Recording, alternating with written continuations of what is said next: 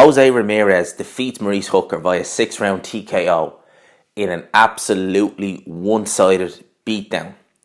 Now, both fighters, I have not seen much of Jose Ramirez, I have to admit. I know he's brought up by Bob Arum, I know he's the WBC champion at 140 pounds, but I really hadn't seen, excuse me, too much of him. Now, Maurice Hooker, I saw his fight on the Ward Kovalev first fight card against Dallas Perez, and people say there was a robbery on that show. Well, it wasn't the main event, it was this fight. It was Maurice Hooker versus Dallas Perez. I can't quite remember, was it a draw or was it a Hooker win?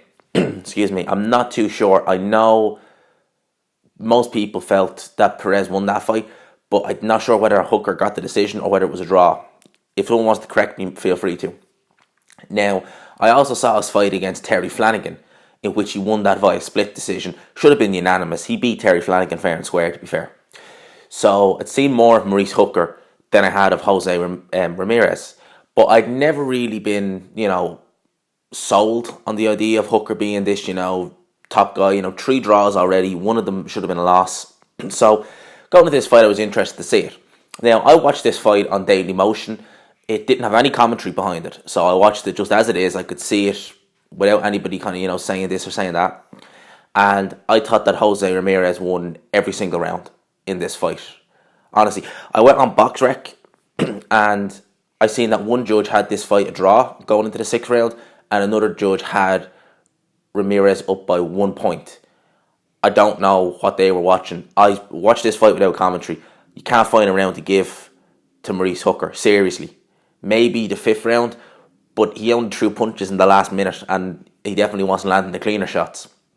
So I'm going to go by round. First round came on and it was a little bit cagey at times.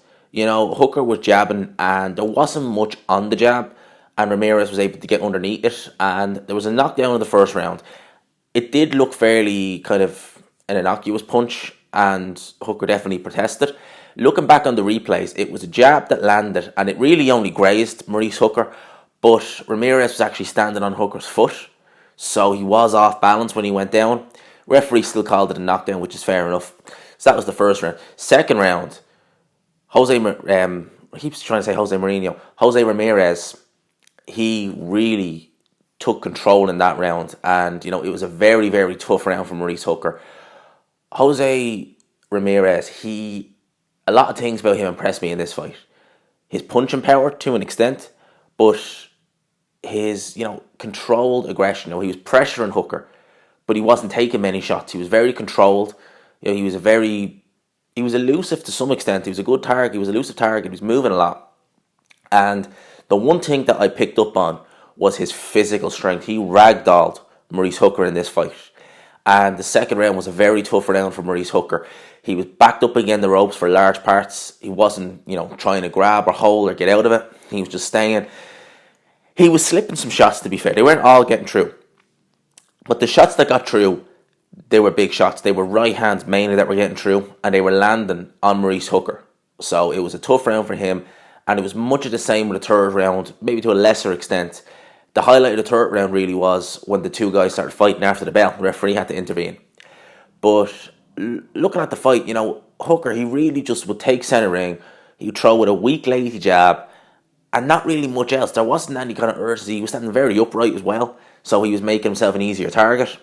And Jose Ramirez, he was just, he was getting in, he was teeing off, and even on the outside, even hit Jose Ramirez's jab seemed stronger in this fight than Maurice Hooker's.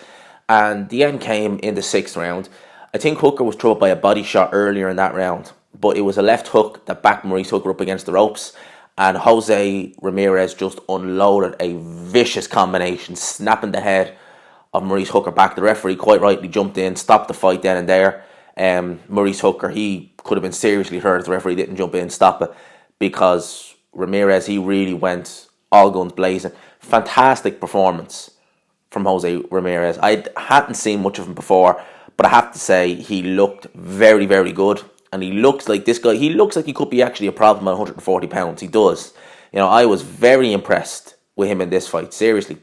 And I watched it without commentary, so I was watching this from, an unbiased view. I was just watching it as it was. I had no one saying this or saying that. and I was extremely impressed with what I saw from Jose Ramirez in this fight, very much so.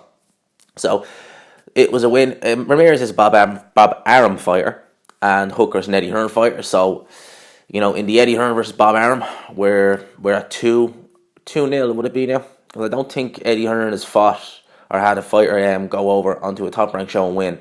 So we've seen Krolla lose to Lomachenko.